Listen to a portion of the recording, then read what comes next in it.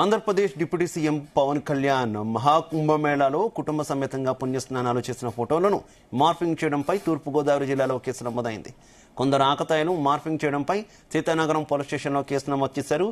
పవన్ కళ్యాణ్ కుంభమేళాలో పుణ్యస్నానం ఫోటోలను కించపరిచేలా తయారు చేసి ఇన్స్టాగ్రామ్లో ఫేక్ ఐడీల ద్వారా పోస్టింగ్ చేశారు. దీనిపై స్థానిక జనసేన నేత మట్టా వెంకటేశ్వరరావు పోలీసులకు ఫిర్యాదు చేశారు.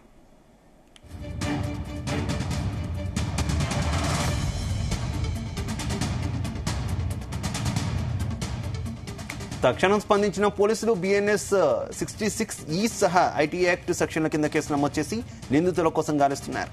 మరోవైపు పవన్ కళ్యాణ్ మార్ఫింగ్ ఫోటోలు పోస్టింగ్ చేసిన ఇన్స్టాగ్రామ్ ఐడీలు జూనియర్ ఎన్టీఆర్ పేరుతో ఉండడం దీని వెనుక కుట్ర ఉందేమోనన్న అనుమానాలు కలుగుతున్నాయి.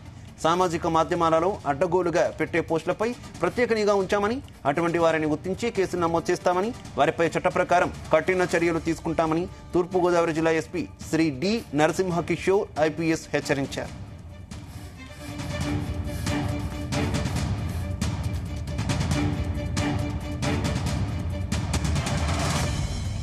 ఇదే విషయానికి సంబంధించి మరింత సమాచారం మా కరెస్పాండెంట్ వరప్రసాద్ అందిస్తారు. వరప్రసాద్.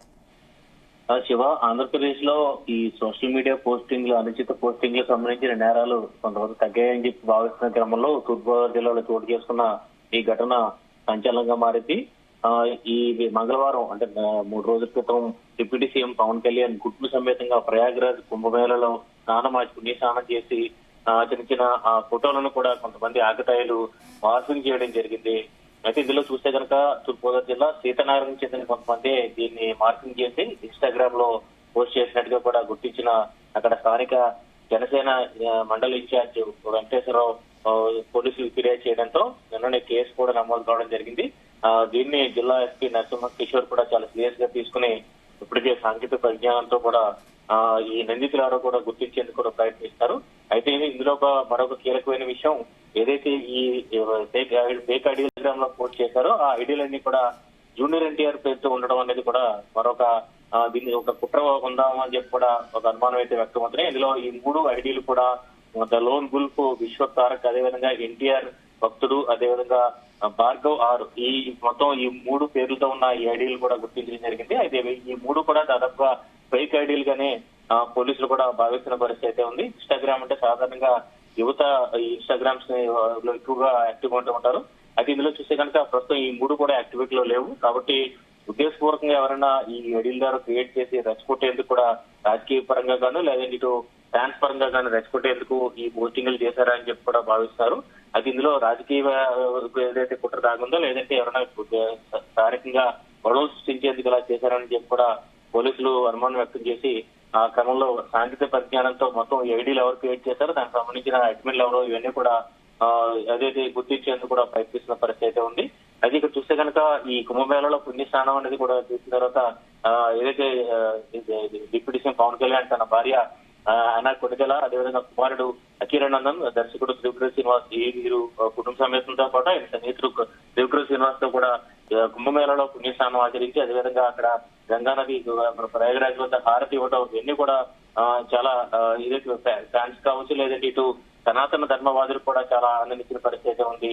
దీన్ని ఆసరాగా చేసుకుని కొంతమంది ఆకతాయిలు కావచ్చు, లేదంటే ఉద్దేశపూర్వకంగా రెచ్చగొట్టే కుట్ర చేయాలనిపించిన వాళ్ళు కాబట్టి వీరు ఇలా క్రియేట్ చేసినట్టుగా కూడా చెప్తున్న పరిస్థితి ఉంది. ఖచ్చితంగా దీన్ని ఎట్టి పరిస్థితుల్లో కూడా ఉపేక్షించమని చెప్పి కూడా పోలీసులు కూడా చెప్తున్నారు.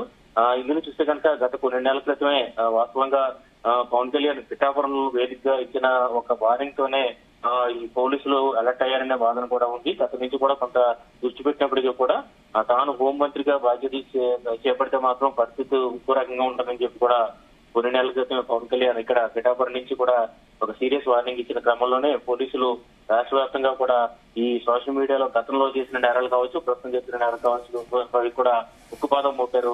అదేవిధంగా ఎక్కడికెక్కడ దీనికి సంబంధించిన హెచ్చరికలు కూడా జారీ చేస్తున్నారు. పదే వేదికల ద్వారా కూడా స్పష్టం చేసిన పరిస్థితి ఉంది. అవగాహన కార్యక్రమాలు పెడుతున్నారు కాలేజీలకు వెళ్లి, అదేవిధంగా పోటింగ్ల ద్వారా కూడా డోంట్ పోస్ట్ ఈవిల్ అంటూ కూడా ఒక ప్రచారాన్ని అయితే నిర్వహిస్తున్న అయితే వరప్రసాద్ దాదాపుగా పవన్ కళ్యాణ్ ని కుంభమేళకు సంబంధించిన ఫోటోలు బాడీ షేమింగ్ చేస్తూ పెట్టిన పోస్టులన్నీ కూడా పొలిటికల్ పార్టీల లీడర్ల ఫోటోలతో కాకుండా ఉన్న ఐడీలన్నీ కూడా సినిమా హీరోలకు సంబంధించినటువంటి ఫోటోలు పెట్టుకుని మరి ఈ రకమైనటువంటి ప్రచారం చేస్తూ ఉండడం, జూనియర్ ఎన్టీఆర్ కావచ్చు, మహేష్ బాబు కావచ్చు, ఇలా కొంత ఫ్యాన్ వరకు తెరలేపుతూ ఉండడం, ఇదంతా కూడా కొంత కుట్రకోణమే కనిపిస్తుంది కదా. పోలీసులు ఏమంటున్నారు, ఏ రకంగా వారిని పట్టుకునే అవకాశం ఉంది?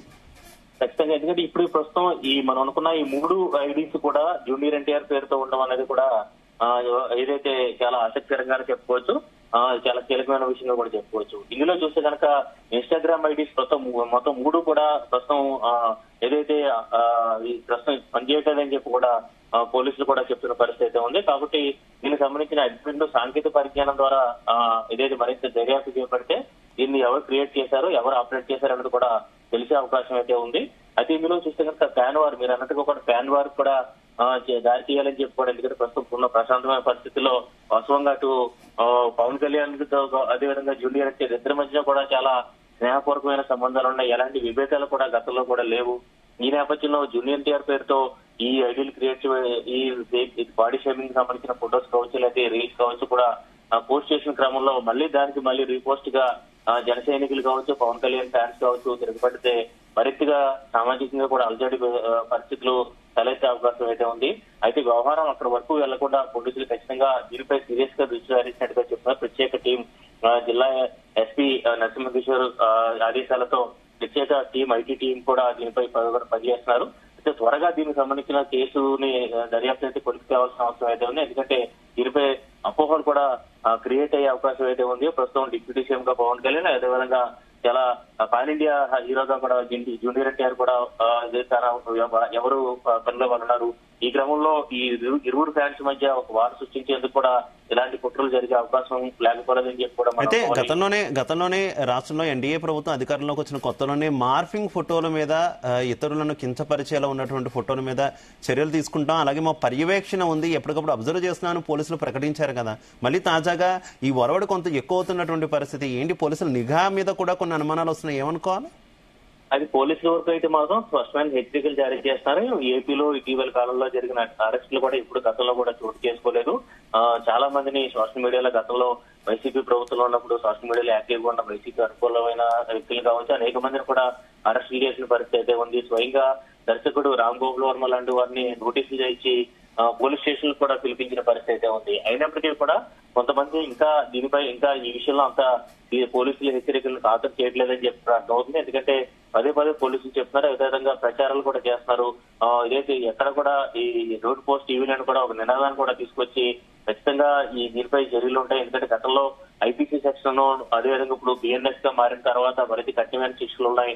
దాదాపుగా యావజ్జీవ శిక్షలు, ఉరి శిక్షలు కూడా విధించే అవకాశం ఏదని చెప్పి కూడా సీరియస్ గా వార్నింగ్లు ఇస్తున్నారు. అదేవిధంగా ఎక్కడికక్కడ కళాశాలలో కూడా అవగాహన కార్యక్రమాలు కూడా నిర్వహిస్తారు. అయినప్పటికీ కూడా కొంతమంది ఆకతాయిగా ఈ పని చేశారా, లేదంటే ఏదైనా కుట్రకోణం ఉందని చెప్పి కూడా ఒక అనుమానం అయితే వ్యక్తమవుతుంది. ప్రస్తుతానికి అయితే సీతానగరం పోలీస్ స్టేషన్ పరిధిలో జరిగిన ఈ ఘటన సంచలనంగా మారింది.